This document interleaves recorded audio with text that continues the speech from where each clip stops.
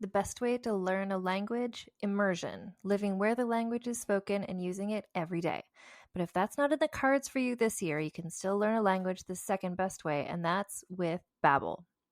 Be a better you in 2024 with Babbel, the science-backed language learning app that actually works. Don't pay hundreds of dollars for private tutors or waste hours on apps that don't really help you speak the language. Babbel's quick 10-minute lessons are handcrafted by over 200 language experts to help you start speaking a new language in as little as 3 weeks. Babbel's designed by real people for real conversations. Babbel's tips and tools are approachable, accessible, rooted in real-life situations, and delivered with conversation-based teaching so you're ready to practice what you've learned in the real world. For instance, I've been using Babbel's convenient courses to help me learn basic conversational skills in German while I'm getting ready for a little trip I'm planning. It's not a language I'd ever studied before, but I find the lessons really easy and kind of like hand-holding me through learning a completely new language to me. And it's reassuring to know that with the help of Babbel, I'll be able to greet people, order food, and ask for directions without having to consult language apps while I'm in Deutschland. I'm still learning. Studies from Yale, Michigan State University, and others continue to prove Babbel is better. One study found that using Babbel for 15 hours is equivalent to a full semester at college. Babbel has over 16 million subscriptions sold. Plus, all of Babbel's 14 award-winning language courses are backed by their 20-day money-back guarantee.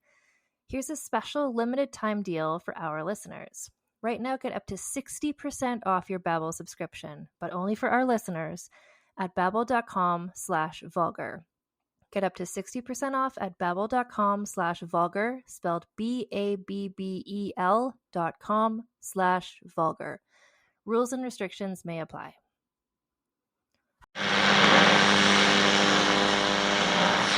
With your long-forgotten name, we call upon you. We call upon you.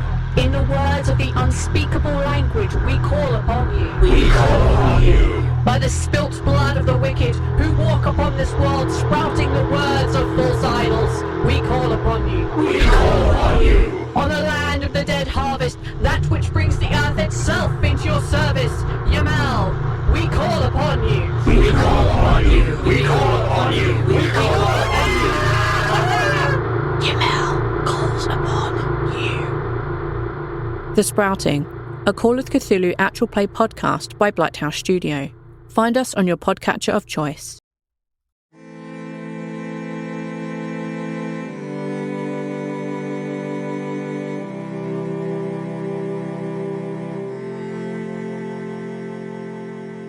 Hello and welcome to Vulgar History, a feminist women's history comedy podcast. Today I'm so excited to share with you an interview that I had with Denny S. Bryce, who is the author of historical fiction, and her third novel has just come out. It's called The Other Princess, a novel of Queen Victoria's goddaughter. And I mentioned this in the interview, but I'm so excited that a book exists about this person who it's about, which is Sarah Forbes Bonetta, who was Queen Victoria, like that Queen Victoria, her goddaughter. And I think Denny is just the perfect person to have written this book. It's so good. I was really excited to talk to her about how she heard about Sarah, just sharing a little bit about Sarah's life without getting into stuff that'll spoil the book for you, and just how she sees that connect to today, like why this book matters and why it's such an exciting book to be coming out right now. So please enjoy this interview with Denny S. Bryce.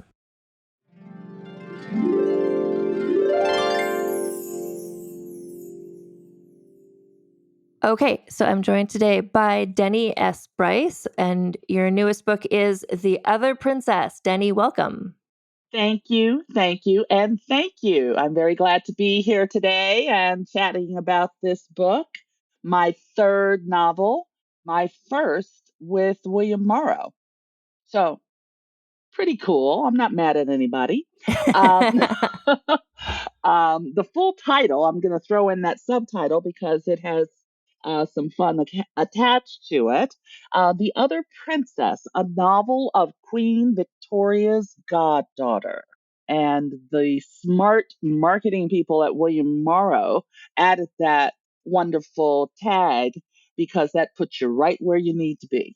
It explains right away what we're doing. So explain who is your novel about? Explain. My novel is inspired by the life of Sarah Forbes Bonetta, a real person. In fact, this is my first biographical historical fiction, and it was an exciting journey. I mean, how the book was came to be and was born, and then the research and writing. It was something that I had not had the. It was just a different process, but it was so exciting. And keeping in mind that I said third book, and the cover is beautiful, but you can't see the cover. Go look for it. I'm going to post the cover. I'll post the cover. It's a beautiful cover. Yes, yes, I love the covers. That another some more kudos for the team over there at William Morrow. But how Sarah Forbes Bonetta was the sort of script on her, the short story, if you will, is that she was gifted, and I put that word in quotes always, to Queen Victoria by a captain. I had to bring up his name, Frederick Forbes, because her middle name is Forbes. He was a lieutenant commander in the British Navy. Part of his work, his role in the British Navy at the time, I think it's British Royal Navy. But anyway, at the time was to go to Africa and work on behalf of the Queen, interacting with the different African tribes and kingdoms and hierarchies to talk about, if the some of them were involved in certain types of, I guess the word is agriculture, this, that, and the other, but some were involved in the slave trade. And so, since the Brits, I believe their law was 1834 in terms of ending in slavery and slavery trafficking, if you will. Part of his mission in the 1840s was to go and interact with these different tribal leaders and try to talk to them about changing their model of generating revenue. I guess that's a way of putting it, a tragic way of putting it, but a way of putting it nonetheless. So he's on his mission, hanging out in King Gizo's camp. Gizo is the king of the Dahomey tribe, and he just out of all the children and adults and people around him, because part of what King Giso did in, and again, I put this in quotes, celebration and showing his own wealth, if you will. He had certain celebrations where there were a lot of deaths and massacres of people to show that he had enough enslaved people that he could, sacrifice a certain number and still have more. So our dear captain went and saw one child that somehow caught his attention, and he cut a deal. Please let me take this child to the Queen, who is your equal in England, and show her this gift. And the thing that, in terms of source materials, that I found amazing were two journals written by Captain Frederick Forbes. And he described, I mean, part of what he did was, as he journaled constantly about all of his travels, and he had sections not only about the Dahomey, but sections about the um, vegetation, sections about the animals and things that were a part of the various regions he was visiting. So these two volumes were published in 1851, and they're on the internet, by the way. You can download the PDFs and figure and just thumb through his words, which is always amazing when you're getting original text. So, anyway, that's her origin story, if you will, from that perspective. But her true origin story has to do with her family in her village before they were enslaved, before they were murdered.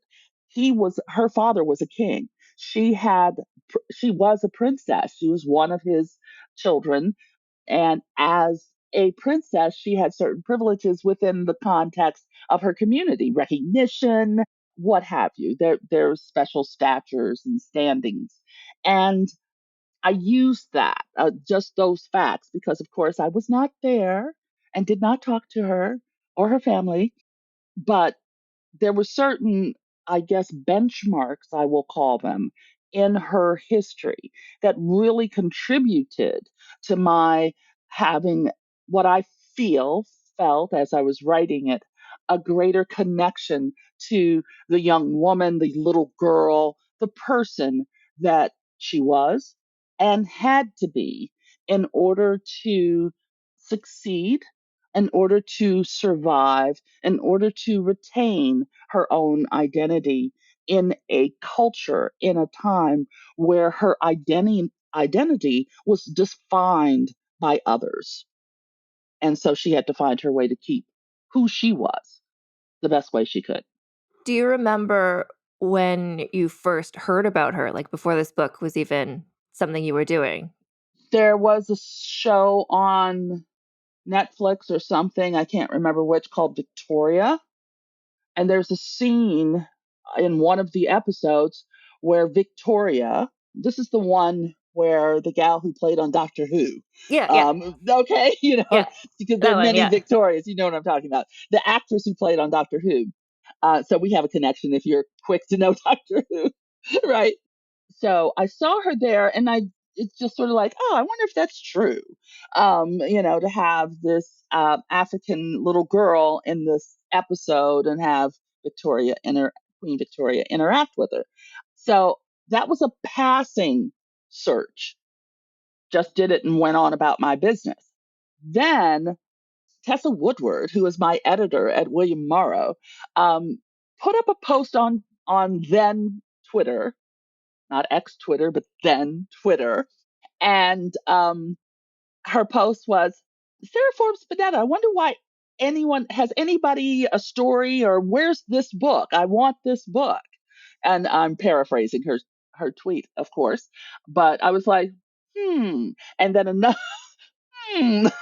Then another great friend of mine, Vanessa Riley, also mentioned the tweet to me, and I was like, oh. So then I went about the business of trying to put something together and present to Tessa so that we could get that ball rolling, and she liked what I presented, and that was the origin story of how that started, and the research was phenomenal, just phenomenal. Not only there were some pieces that I found right away, and one of them might be near me, and then again may not. I'm looking at I keep forgetting I'm not necessarily on camera, but I am looking around at my bookshelf, and one of the books was written in 1999 by Walter, and I'm going to mess over his last name, but he was an African American children's book author. Walter Dean Myers. Thank you so much. And what he did, he was known, I guess, to always be a big fan of old bookstores. And the story that I read was that a London bookstore found buried in a corner a bunch of letters written by Sarah Forbes Bonetta, and called him and said, hey, this is something that I think is up your alley.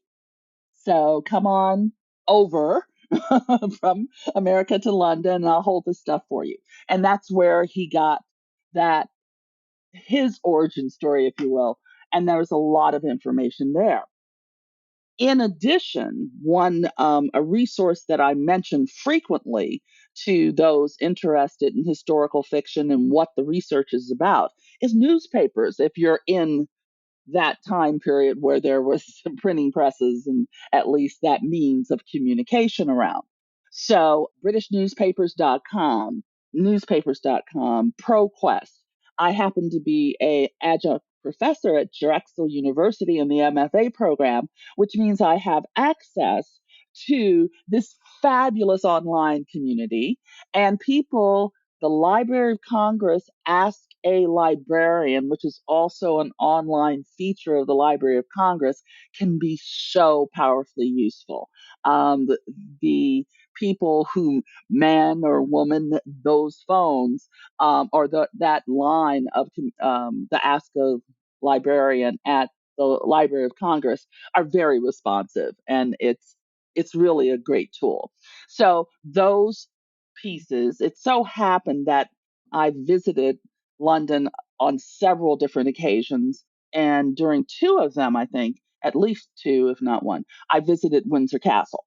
And it's a tour, but still the feel and the time spent. So I had that experience to rely on. A lot of reading was the rest of what I was able to pull, and global, like the some of the online tools that allow you to see different communities up close, even though you're many, many thousands of miles away. Lots of information that I found intriguing about the school she went to when she was young that the Queen insisted she attend, and everything from what was purchased for her was tracked through almost like an accounting system, because I think one of the primary people responsible to the Queen for her travels and what have you was was a treasurer, if you will. So there was a lot of financial fact checking back and forth that was available from that long ago.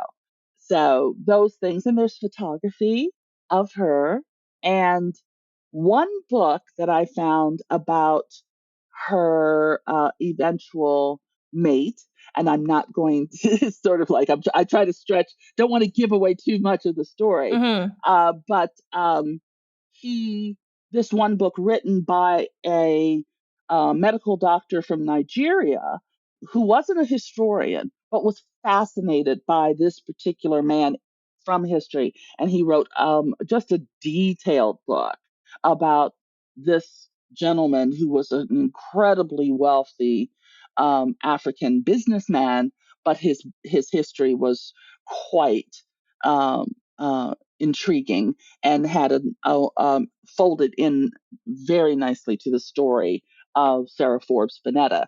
And I've talked a lot about Sarah Forbes Bonetta, but her original name is spelled Aina.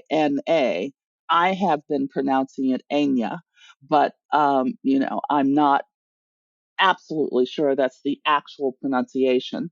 But the very first thing that she experienced after being rescued was her name was changed by the church, by the missionaries in Africa, which is a strong element of what she experienced. Her guardianship, her day-to-day routine was put in the hands of missionaries and or pastors in London when she lived in Reverence and those people, because that was a very tight community that had a strong connection to the royal family. So what I found really, I love that he wrote this book. I love this book.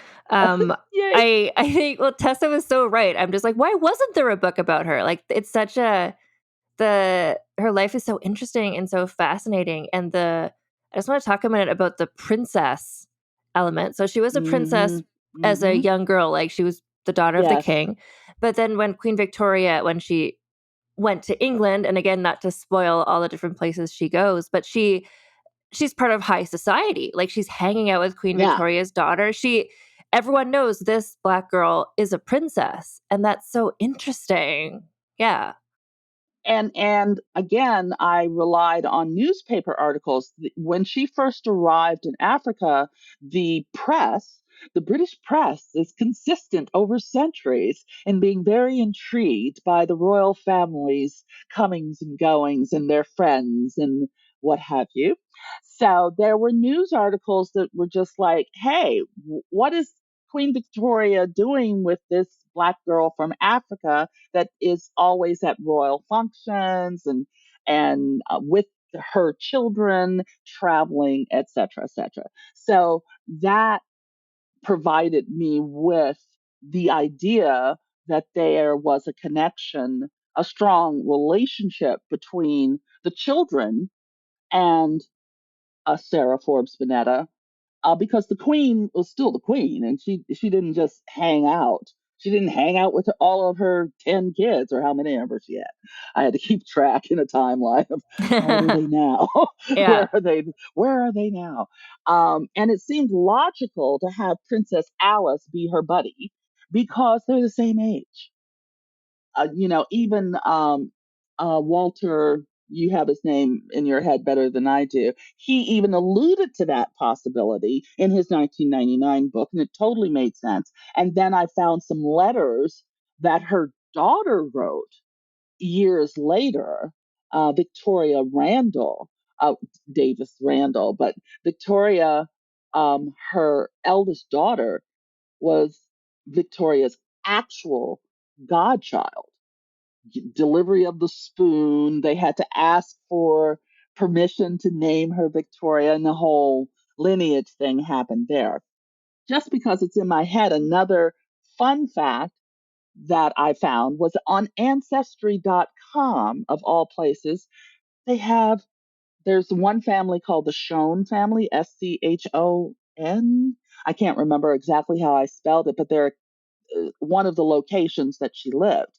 Their entire census from 1860 is on Ancestry.com. But not only do you get the family and who was in the house at that time, you also get their neighbors. You also get, it's just this whole book practically of how they connected communities and the information being there from the 1860s. I know those people who work back in the 1600s are like, what do you mean?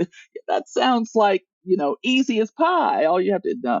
To me, after spending most of my stories are in the early 20th century.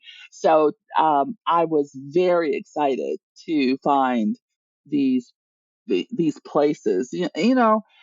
Writing and creating and history, I think facts and all of that good stuff, and for me, go hand in hand because I get inspired by that what if that turns out to be gee whiz, that happened.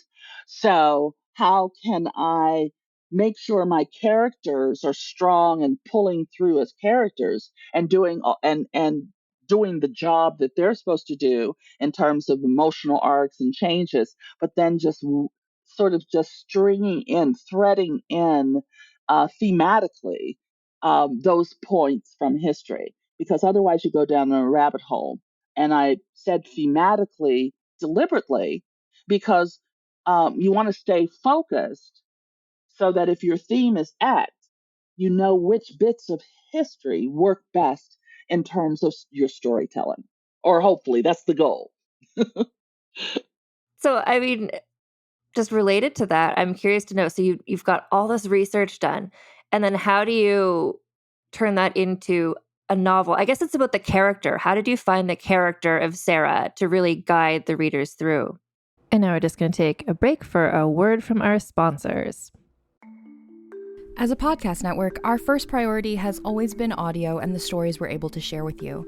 But at Realm, we also sell some pretty cool merch, and organizing that was made both possible and easy with Shopify. When you think about successful businesses like Aloe or Allbirds or Skims, an often overlooked secret is the business behind the business that makes selling and, for shoppers, buying simple. For millions of businesses, that business is Shopify. That's because nobody does selling better than Shopify. It's the home of the #1 checkout on the planet. And the not-so-secret secret that's definitely worth talking about is that Shop Pay boosts conversions up to 50%. That's more happy customers and way more sales going. If you're hoping to grow your business, your commerce platform better be ready to sell wherever your customers are scrolling or strolling, on the web, in your store, in their feed, and everywhere in between. Businesses that sell more, sell on Shopify. Upgrade your business and get the same checkout we use with Shopify. Sign up for your $1 per month trial period at shopify.com/realm, all lowercase. Go to shopify.com/realm to upgrade your selling today. Shopify.com/realm.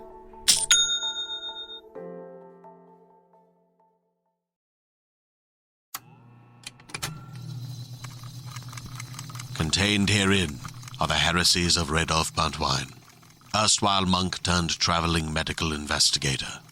Join me as I study the secrets of the divine plagues and uncover the blasphemous truth that ours is not a loving God, and we are not its favored children. The Heresies of Red Elf Bantwine, wherever podcasts are available. People often look at me with confusion when I ask them what their only one in the room story is. They think it has to be like mine, where I went to a 600-person event and discovered that I was the only Black person there. I know. Horrifying, right? Hi, I'm Laura Cathcart-Robbins, and I am the host and creator of the podcast Only One in the Room. Every week, my co-host Scott Slaughter and I invite you to join us for an hour and lose yourself in someone's only one story. This podcast is for anyone who's ever felt alone in a room full of people, which is to say that this podcast is for everyone. And we're back. I don't want to spoil, but there's one sequence in her life that was fact that gave me, I said, boy, this woman is stubborn. And that gave me, I said, well, how do you get stubborn?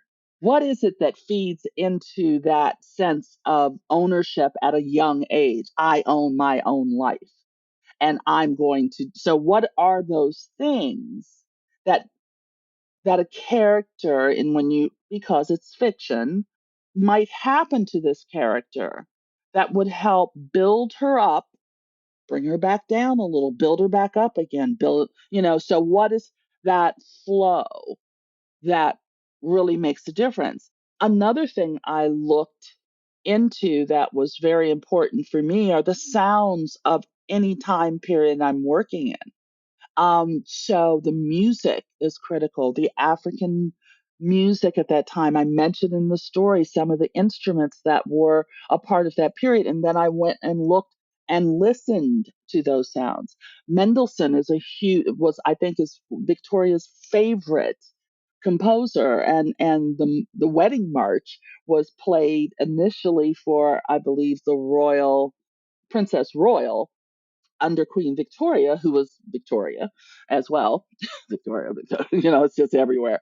And those sounds and exploring the music and the dance. And as a former, dancer, actress person myself, going through those arts, remembering my history of dance and the polka and all of these things that were actually had their great heyday in royal courts back in that time period. So it gives you a sense of the roundness of life. And even in her small village, one of the lines that I use is that her mother tells her as a child, people are watching you. People are paying attention to our family because we are the king and queen and the prince and princesses that they look up to, or if not look up to, they're watching. So be mindful of who you are publicly.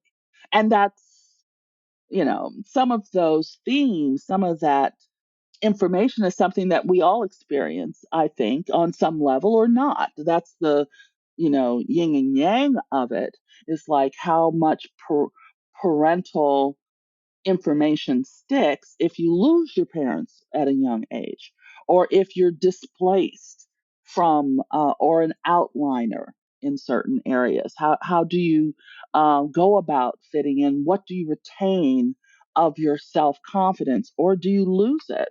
So those emotional character questions, after you get all that history in your head, that's where you start writing. And I'm just curious, do you know why Tessa had said she wanted this book in the first place? Do you know why she felt this book needed to be in the world at this time? Why do you think this book connects to the world at this time? Yeah, because I don't know the answer to that question. I'll be quite honest, but I think that it and she and I might share some of this opinion I'm about to throw out there. But hey, it's a heyday of conversation when Prince Harry and Meghan Markle. I mean, I'm not a royal family follower. I'm not. That's not my I'm not sitting there turning the page to see what's happening. But you couldn't avoid those stories. You couldn't avoid that news. As an African American woman, I'm looking at an African American mixed race woman presents herself as African American. Is she's she was beautiful. She was all of these things, and then this whole thing with the press. It was just crazy pants. And then public opinion was so strong and continues to be strong about them. My last time I paid attention to the royal family on a semi daily basis was when I was a kid, and it was Princess Diana. And so you always think about that. And then, I mean, my goodness, Queen Elizabeth forever was queen, it seemed, lifetimes. So that, I'm sure, fed into it. And here was this young Black African woman, young girl, who was a part of this royal family. And there's parallels things there, especially there's the press, but there's also the control of the royal family over lives. That's another piece. How do you control your own life? And back then, unless you're married, unless you have your own money, you're answering to your resources. And your resource in the situation with Sarah Forbes Bonetta was the royal family. That was where her money, that's how she survived. And I thought that was really interesting, the way that it comes across in your book, that she's living this very privileged life, once she's taken in by Victoria, she, attending balls and all of these things, but she has, like, Victoria is deciding what happens to her. Like, she's actually quite powerless, even though it looks so glamorous. It's intriguing to me, some of the comments. I'm some of the reviewers, Goodreads or what have you, which have been wonderful. But some folks was like, use that word privileged in describing her life. I didn't see her as privileged.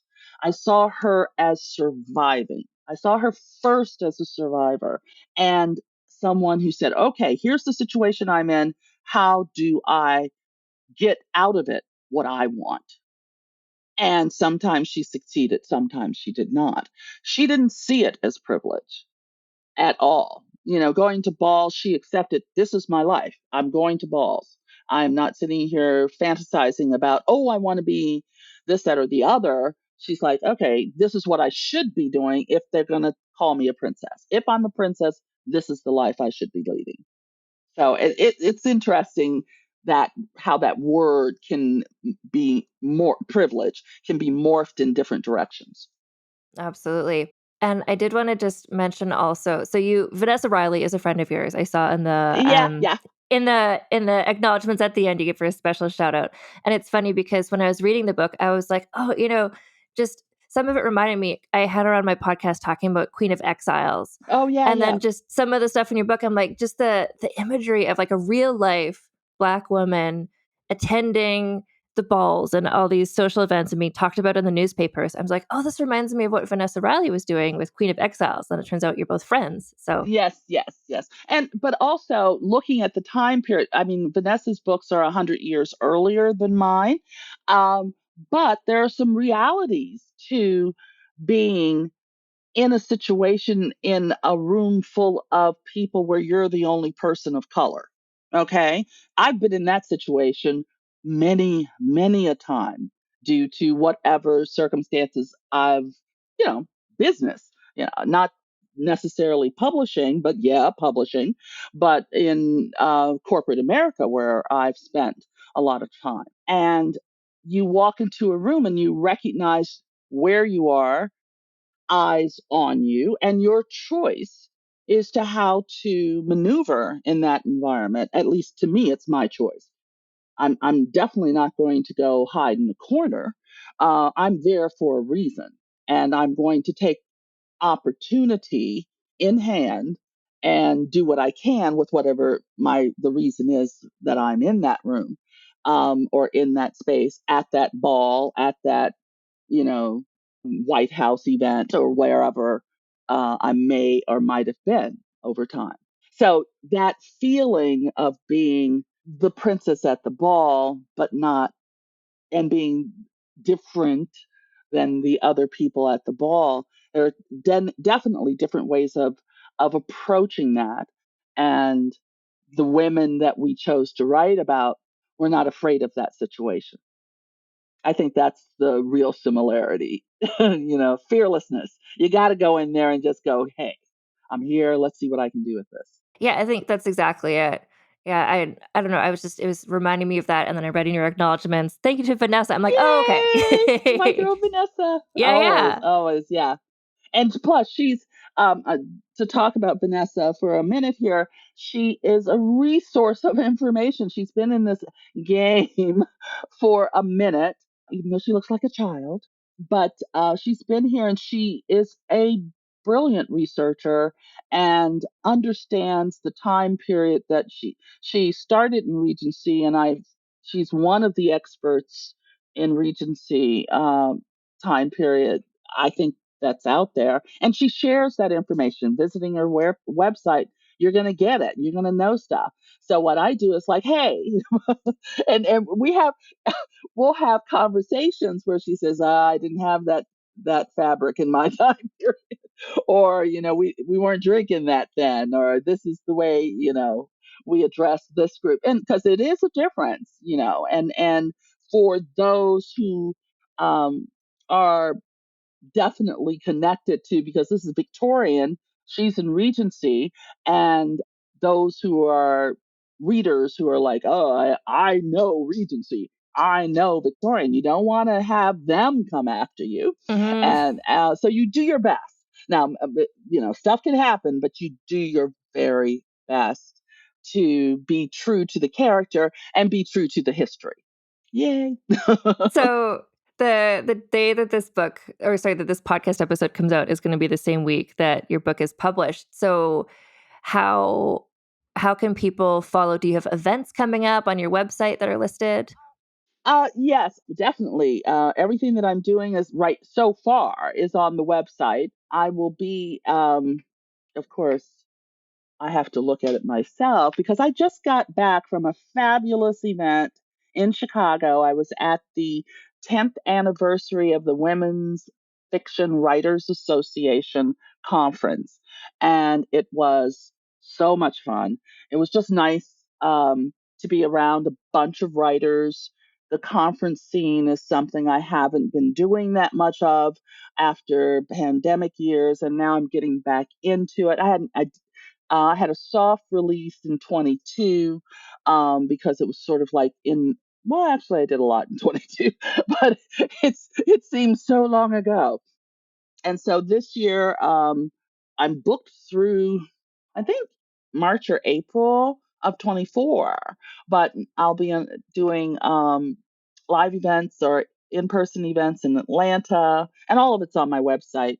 And we'll be adding things as we go. I'll be in Las Vegas in a couple of weeks at the Las Vegas Book Festival, and then in January or February, there's other things coming. I mean, there's just stuff.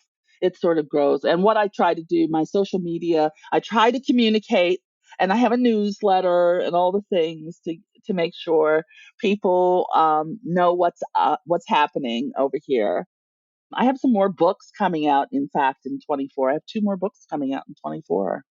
That is, I know. It's like, we had a lot of fun this past couple of days in Chicago. Folks were like, all you do is you're so busy, you're so busy. And I'm like, I've been waiting a long time to be this busy, and I'm very excited about it. So it's okay. It's definitely okay. But I have two books coming out. I'll mention them March something or other, March 5th or the first Tuesday in March. The name of the book is Can't We Be Friends? It's a novel of Ella Fitzgerald and Marilyn Monroe that I co-wrote with the wonderful Eliza Knight. And then the second book coming out not until later that year, July, August, is called The Trial of Mrs. Rhinelander, which will be my second inspired by a true, well, I guess no, because the Marilyn Ella isn't autobiographical. I mean, not auto, biographical historical fiction. I mean, we worked so hard on that book that there were times where Eliza and I were like, Eliza's Marilyn, I'm Ellen. We're just talking away. It's like, no, come back. Yeah. Reality check. But yeah, and I'm now that I think about it, I'm doing quite a few biographical historical fictions coming up. How did that happen? I don't know. I don't know. You've made this pivot. You're so good at research. Here you are. Yeah, Yeah. maybe that's it. Maybe that is actually it. So I enjoy it. It's like always learning. That's the part I really like because I'm learning too. It's not like I'm a history professor or academic. I am a history geek. And so when I set out to explore a a real life figure, historical figure, I'm digging in from different directions too because of my arts background. I'm always trying to find a connection between music, dance, theater, things like that. Because when I write a scene, for example, I will sometimes just turn on the microphone on my computer and I just act it out. I just talk, act it out. Mhm. Thank goodness I live by myself because folks would be like, what are you doing? What I love about that approach, and it comes out through this book as well, is that you're so excited about the history, obviously, and then through a novel, not everybody is going to sit down and read a biography or a history book, but a novel. So then people are going to learn this story, and because you've done so much research and so many facts, I feel comfortable in thinking, oh, now I know the story of Sarah Forbes Bonetta because you told it through this fictional way, and then people are going to know this story of her, and that's so great. Yes, that plus there is interpretation. There's a lot of fiction in fiction. Yes, yeah, And yes. yeah, there's a lot of fiction. When I start having dialogue of a 5-year-old, it's not necessarily, I wasn't there. But again, recently taught something and we talked about history as a jumping off point. It's an inspiration. It's sort of like muscle memory in dance back in the day when I used to do that professionally. Once that is ingrained in your body, you have the freedom to be creative. You have the freedom to move any way you want to move because your body knows what's the right way. And so absorbing the history that matters because you don't want to go down rabbit holes and that's can take you 10 years to write a book if you get, and then your story goes this way and that way as well. It's really satisfying to have it in your head and then you just go with it. And then you just go with the story. And that's really challenging. I think any writer will tell you every book is a new challenge. No matter how many books, even the Vanessa Rileys of the world who have more than 25 versus Denny who has written 5, but 3 are in the marketplace, you still are there with character, and starting each book is a new adventure. Well, Denny, thank you so much for talking with me today about this book. Sarah Forbes Bonetta is someone I'm just excited there's a book about her as well. It's I follow different Instagram accounts that just sort of show old photographs of people. And then they just show a picture and then they say, this is who this is. And Sarah Forbes Bonetta comes up every now and then. And I'm just like, I want to know more about her. Who is this person? So I was so happy to know that this book exists. Well, I'm so glad you had a chance to read it. And I'm so glad you invited me to join your program, your podcast, because I listened to it. And as you say, you talk to people I know, and it's fun. It's fun to have to hear more people talking about historical fiction. It's a genre that continues to excite people, and I'm thrilled to be a part of it. Well, thank you so much for joining me, and best of luck with your book launch, which is coming October 3rd. Yeah. Just when this Yay! podcast comes out. Yeah. Yay! Thank you so much.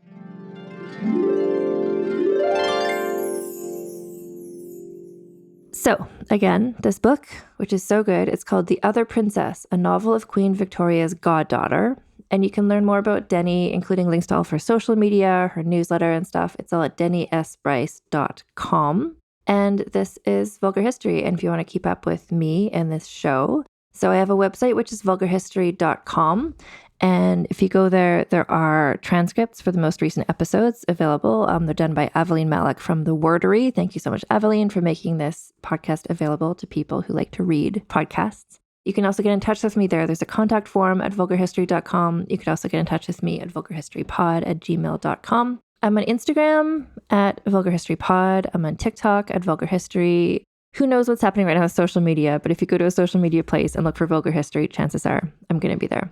Vulgar History merchandise is available if you go to vulgarhistory.com/store. That is the best shipping for within the US. It takes you to a TeePublic store. There's also, if you're outside the US, there's a Redbubble store, which is vulgarhistory.redbubble.com, where you can get all the same products. I also have a Patreon, so you can support this podcast on Patreon at patreon.com/AnnFosterWriter. And that's where you donate a small monthly amount of money, and then in return, you get some stuff. So if you donate at least $1 a month, you get early ad-free access to all episodes of Vulgar History Podcast. If you pledge $5 or more a month, you get access to the early ad-free episodes, but also bonus episodes I do there. So Vulgar Piece Theater, where we talk about costume dramas from history, as well as a series that I call So This Asshole. Sometimes it's just So These Messy Bitches, just talking about people.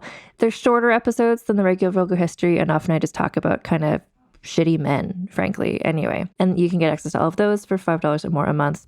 And then also, if you're at the $5 or more a month level, you get access to the Vulgar History Discord, which is like a group chat for people who are fans of this podcast to just like talk shit about John Knox and whatever we want to do. Anyway, so that's all at patreon.com/AnnFosterWriter. Anyway, thank you so much for joining me. I hope you all run out to get Denny's book. It's so good. If you live anywhere near where she's going to be touring, go see her. And until next time, my friends, keep your pants on and your tits out. Vulgar History is hosted, written, and researched by Ann Foster and edited by Christina Lumagi.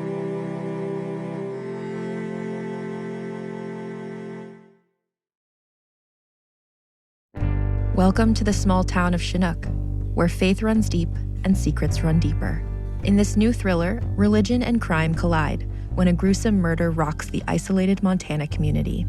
Everyone is quick to point their fingers at a drug-addicted teenager, but local deputy Ruth Vogel isn't convinced. She suspects connections to a powerful religious group. Enter federal agent V.B. Laureau, who has been investigating a local church for possible criminal activity. The pair form an unlikely partnership to catch the killer, unearthing secrets that leave Ruth torn between her duty to the law, her religious convictions, and her very own family.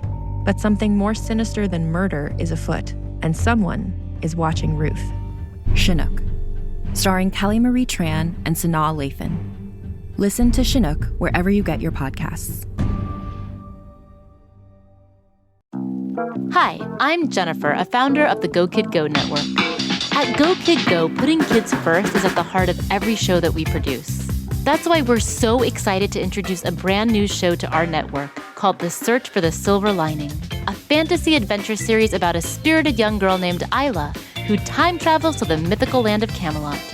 Look for The Search for the Silver Lining on Spotify, Apple, or wherever you get your podcasts.